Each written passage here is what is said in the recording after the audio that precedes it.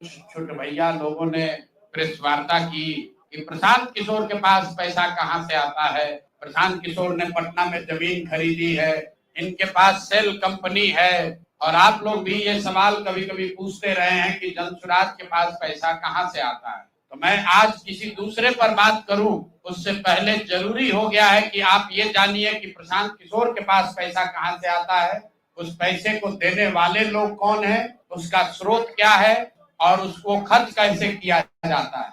क्योंकि सावन के अंधे को सब हरियाली ही दिखती है, बिहार के चोर नेताओं को सब चोर ही दिखता है। तो मैं आज कोई भी खुलासा करने से पहले अपने लिए, अपने जनसुराज में जुड़े हुए साथियों के लिए और बिहार की जनता के लिए बात बताना चाहता हूं कि अभी आपको आंकड़े जारी कर रहा हूं, उसको नोट कीजिए ताकि बिहार की एक एक जनता जाने कि जनसुराज का पैसा कहां से आया है, किस माध्यम से आया है और वो कहां खर्च हो रहा है। मैं ऐसा इसलिए कह रहा हूं कि कोई कल उंगली न उठाए कि प्रशांत किशोर भी दूसरे पर इल्जाम लगा रहे हैं, दूसरे लोग भी प्रशांत किशोर पर इल्जाम लगा रहे हैं। तो हमारी ये नैतिक जिम्मेवारी है कि मैं आपको स्पष्टता से वो फिगर बताऊं। अभी तक मैं आप में से कई लोगों को याद है, मैं ये कहता हूं कि पैसा सरस्वती से आता है, उन लोगों के माध्यम से आता है जिनको हमने मदद की, वो लोग पैसा देते हैं। क्योंकि बिहार में नई व्यवस्था बनाने के लिए किसी बालू माफिया, शराब माफिया, भ्रष्ट लोगों की मदद न लेनी पड़े, गरीब से गरीब व्यक्ति को भी अगर बिहार सुधारने के लिए जज्बा है, ताकत है, उसको चुनाव लड़ाया जा सके, इसके लिए जनसुराज के पास साधन होना चाहिए। उसके लिए हम लोगों ने लोगों से पैसा मांगना शुरू किया है, लेकिन हमने ये तय किया जब ये अभियान शुरू किया कि बिहार के लोग पैसा दें या न दें, मैं अपने जीवन का जो कुछ भी है सब कुछ लगाऊंगा बिहार की इस व्यवस्था को सुधारने के लिए। और ये सिर्फ शब्द नहीं है, जो मैं कर रहा हूं ये आप देख रहे हैं। मैंने सिर्फ इसलिए नहीं आंकड़े अभी तक जारी किए थे कि सनातन धर्म में, हम लोग के धर्म में कहा जाता है कि दान करने वाले पैसे की चर्चा नहीं करनी चाहिए। लेकिन यहाँ के छुटभैये नेता, इन्होंने जब बात उठाई है तो मैं आंकड़ा जारी कर रहा हूं, आप लोग नोट कर लीजिए। पिछले 3 वर्ष में प्रशांत किशोर को पैसा कहां से आया है। हमको पैसा 2 जगह से मिलता है। एक, जिसको हम लोग सलाह देते हैं, जिसको आप राजनीतिक कंसल्टिंग कह लीजिए, या जो भी आदमी हमसे सलाह मांगता है। हमने जीवन में कभी किसी से फीस नहीं लिया, लेकिन जब बिहार का अभियान शुरू किए तो ये तय किया कि अब हम फीस लेंगे क्योंकि हमको समाज के लिए पैसा चाहिए। तो 2021-22 से जिसने भी प्रशांत किशोर से मदद ली है, जिसने भी हमसे सलाह लिया है, वो चाहे कंपनी हो या पॉलिटिकल पार्टी, पहली बार अपने जीवन में मैंने ये भी किया है कि अगर कंपनी को भी, किसी बड़े बिजनेस हाउस को भी मेरे से सलाह चाहिए, उसका मैं फीस लेता हूं। और टोटल जो फीस लिया गया पिछले 3 वर्ष में मेरे व्यक्तिगत अकाउंट में या मेरे से जुड़े हुए संस्थाओं में 241 करोड़ रुपया फीस के तौर पर मैंने पिछले 3 साल में जमा किया है।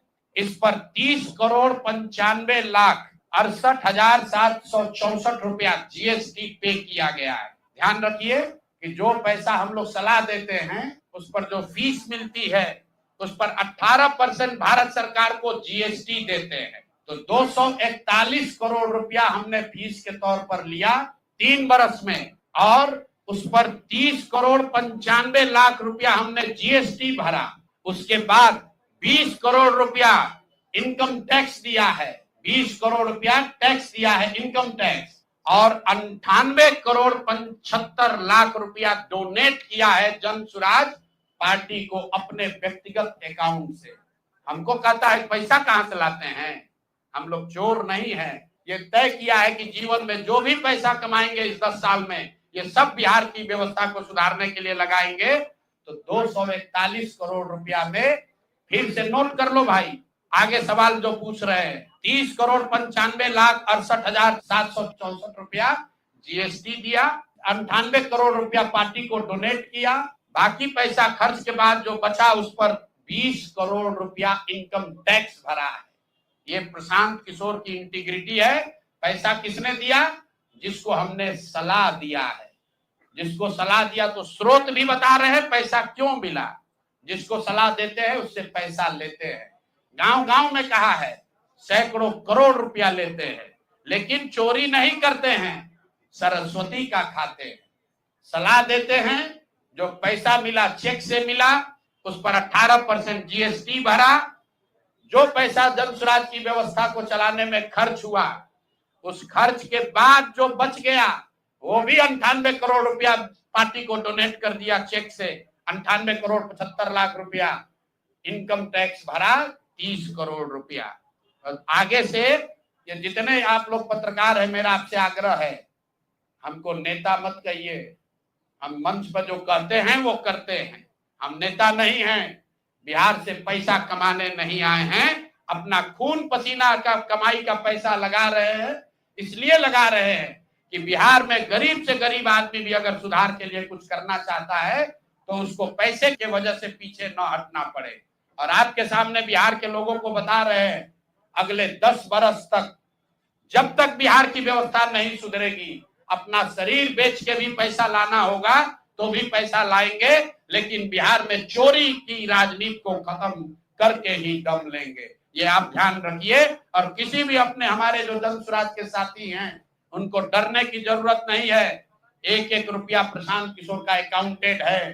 केंद्र सरकार को जीएसटी भरा है, इनकम टैक्स भरा है। और जब आप इनकम टैक्स भरते हैं तो ये भी पूछा जाता है कि पैसा आया कहां से है। किसी ने कहा अभी एक प्रेस कॉन्फ्रेंस में, एक मैं खाली आपको उदाहरण देता हूं, नवयुगा कंस्ट्रक्शन के नाम पर किसी ने कहा पैसा दिया है। बिल्कुल दिया है। 11 करोड़ रुपया लिए है।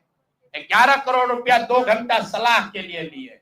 उनको एक प्रोडक्ट लॉन्च करना है, वो लॉन्च करने के लिए हमसे सलाह चाहिए, तो 11 करोड़ रुपया हमने कहा पार्टी को डोनेट करो, तब 2 घंटा का सलाह देंगे। ये बिहार के लड़के की ताकत है, ये सरस्वती की ताकत है। हम लोग चोरी नहीं करते, नवयुगा से घूस नहीं लेते हैं। अपना जहां मेहनत करते हैं उसका फीस लेते हैं, और जो भी पैसा मिलता है अपना खर्च काट के जो बच जाता है वो पार्टी में डोनेट करते हैं। और हमने अपने साथियों से भी कहा है कि बिहार में जाकर लोगों से पैसा मांगने से पहले आप अपना जितना डोनेट कर सकते हैं वो कीजिए। और मैं लोगों को कहूं, उससे पहले हमने अपने आप पर ये जिम्मेवारी ली है कि जो भी 10 साल में पैसा कमाएंगे, ये सारा पैसा बिहार को बनाने सुधारने के लिए डोनेट करेंगे।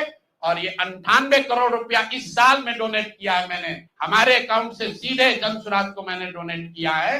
जिसको देखना है देख लीजिए। और फिर से दावा कर रहे हैं, अगर इसमें कोई कमी गलती एक पैसा का निकल जाए तो केंद्र सरकार जांच करा ले, ईडी सीबीआई इनकम टैक्स लगा ले, 1 पैसे का ऊपर नीचे होगा नहीं। मेरे लिए अपमान की बात है कि आप कहते हैं कि अशोक चौधरी भी चोरी किया है, प्रशांत किशोर भी चोरी किया है। इन लोगों के पंक्ति में खड़ा होने वाले लोग नहीं है।